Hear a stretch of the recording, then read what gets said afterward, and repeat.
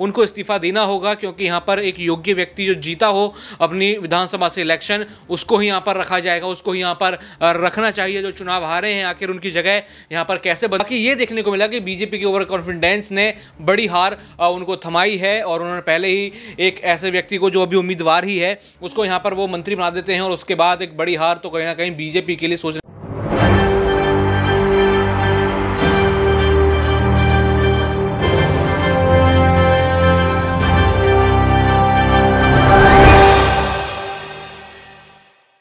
नमस्कार, मैं नाज़मीन खान और आप देख रहे हैं SPN 9 न्यूज़। आखिरकार एक सीट ने भारतीय जनता पार्टी का खेल बिगाड़ दिया।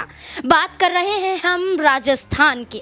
राजस्थान में 200 विधानसभा सीटें हैं, लेकिन 199 सीटों पर ही विधानसभा चुनाव होते हैं। भारतीय जनता पार्टी बहुमत के साथ अपनी सरकार बना लेती है। भारतीय जनता पार्टी 199 सीटों में से 115 सीटें अपने पाले में कर लेती है, लेकिन एक सीट पर कांग्रेस प्रत्याशी के निधन के बाद खाली हो जाती है। चुनाव आयोग चुनाव स्थगित कर देते हैं और कहा जाते हैं कि यहाँ पर विधानसभा चुनाव के नतीजों के बाद ही यहाँ पर चुनाव की तारीख का ऐलान किया जाएगा।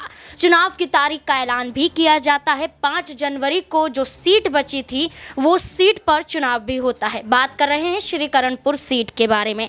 आज 8 तारीख है और आज बड़ा परिणाम सामने आया।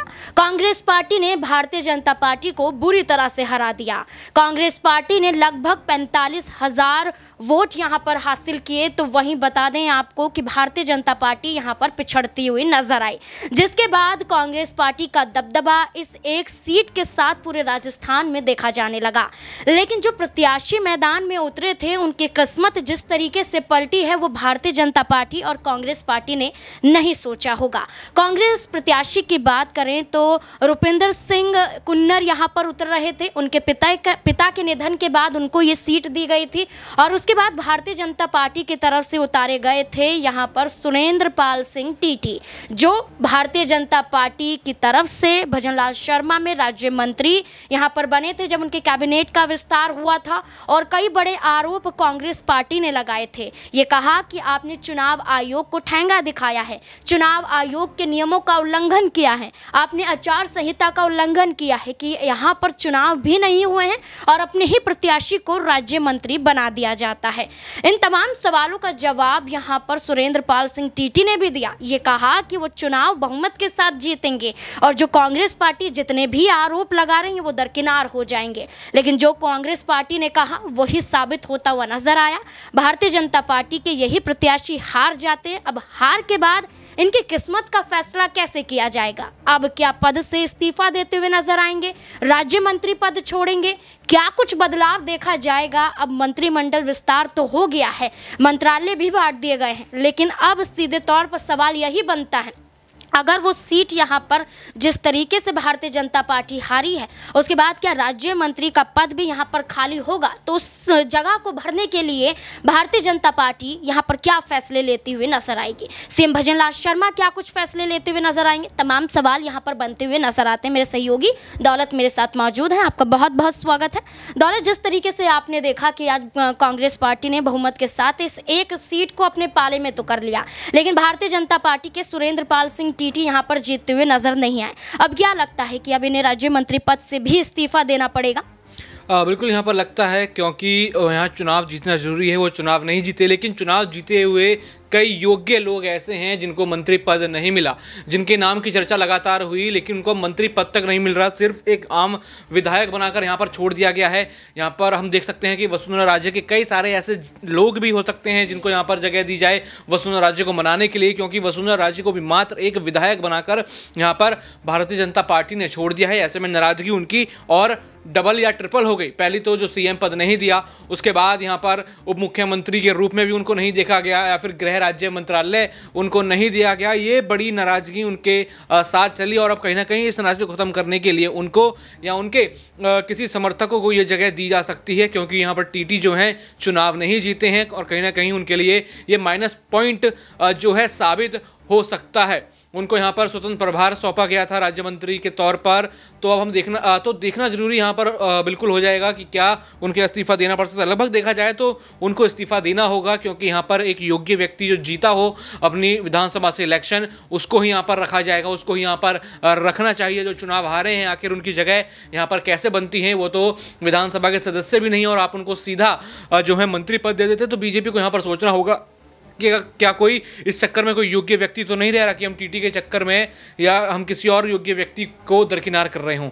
जी बिल्कुल, यहाँ पर साफ तौर पर तस्वीरें दिखाई दे रही कि सुरेंद्र पाल सिंह टीटी को राज्य मंत्री का पद छोड़ना पड़ेगा, क्योंकि जब वो अपनी विधानसभा सीट से ही नहीं जीत पाए हैं तो कैसे वो यहाँ पर एक तरीके से मंत्री बनाए जा सकते हैं। तो सवाल तो ये भी उठता है कि जब आप यहाँ पर ये कह रहे हैं कि अगर वो जगह खाली हो जाएगी, वो पद खाली हो जाएगा, तो हो सकता है कि वसुंधरा राजे को मनाने के लिए उनके कुछ और विधायकों को यहाँ पर जगह दे दी जाए, क्योंकि लड़ाई तो यही देखी जा रही थी कि वसुंधरा राजे को तवज्जो नहीं दी जा रही है। विधायकों की बात करें तो पहले 3 विधायकों को लेकर कहा गया कि मंत्रिमंडल में 3 विधायकों को जगह दी गई है, और उसके बाद मात्र एक ही विधायक को लेकर चर्चा की जाती है कि वसुंधरा राजे के एक विधायक को यहाँ पर उतारा गया। तो आपने साफ तौर पर यह कह दिया कि हो सकता है कि वसुंधरा राजे के एक और विधायक को जगह मिल जाए।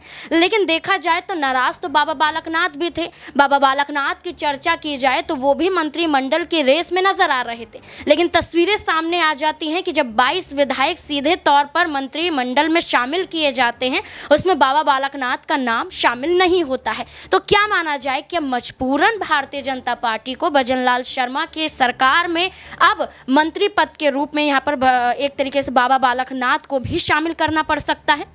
देखिए, करना तो यहाँ पर चाहिए, लेकिन हमने देखा कि चुनावों के साथ साथ कुछ ऐसी चीज़ें चली कि उनको मुख्यमंत्री के रूप में देख रहे थे, और यहाँ पर संत समाज को अभी शायद आगे लोकसभा में मौका दिया जाए, क्योंकि यहाँ पर राम मंदिर और प्लस संत समाज को लेकर बीजेपी अपनी एक अलग यहाँ पर नीति बना रही हो, उसके तहत बीजेपी यहाँ पर काम करे। देखिए, थोड़ा असहज यहाँ पर भजनलाल के लिए हो जाएगा, क्योंकि जो एक समय वसुंधरा राजे को भी पछाड़ कर सीएम की नंबर 1 चॉइस से, और वही उनके अंडर यहाँ पर अगर काम करेंगे तो असहज होगा, क्योंकि यही संभावना देखते हुए शायद बीजेपी ने उनको प्रभार यहाँ पर मंत्री का नहीं सौंपा, और हो सकता है लोकसभा में उनका जो है अच्छा इस्तेमाल किया जाए, क्योंकि उनकी छवि जो है योगी आदित्यनाथ जैसी बन गई है, और उसका फायदा कहीं ना कहीं भारतीय जनता पार्टी यहाँ पर उठाना चाहेगी। और ऐसे में कहीं ना कहीं यहाँ पर वसुंधरा के विधायक को ज़्यादा मौका मिल सकता है बतौर कि यहाँ पर आप बाबा बालकनाथ को मौका दें, क्योंकि 2024 में भी उपयोग संत समाज का बीजेपी पूरी तरीके से करेगी। जी बिल्कुल, यहाँ पर जिस तरीके से विधायकों की बात हो रही है कि किसको जगह दी जाएगी,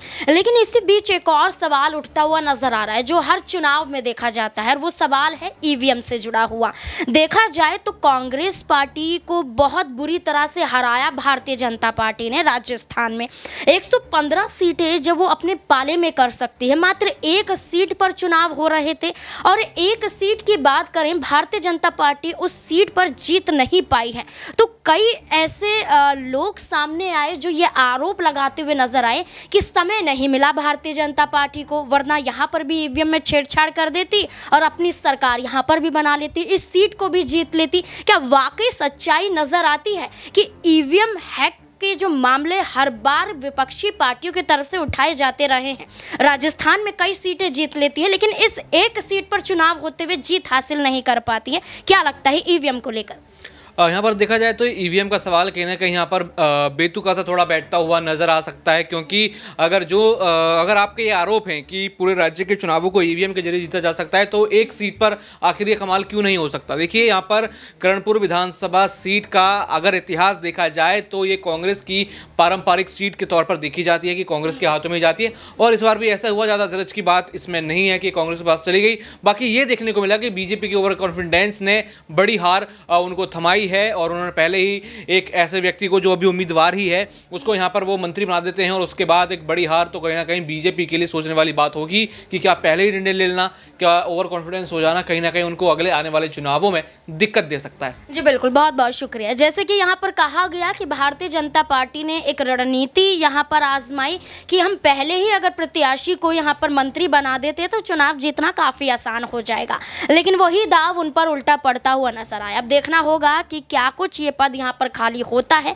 तो क्या कुछ भारतीय जनता पार्टी या मुख्यमंत्री के तौर पर भजनलाल शर्मा लेते हुए नजर आते हैं। इस मुद्दे को लेकर आपकी क्या राय है, कमेंट बॉक्स में जरूर बताएं। देखते रहें SPN9 न्यूज़। धन्यवाद।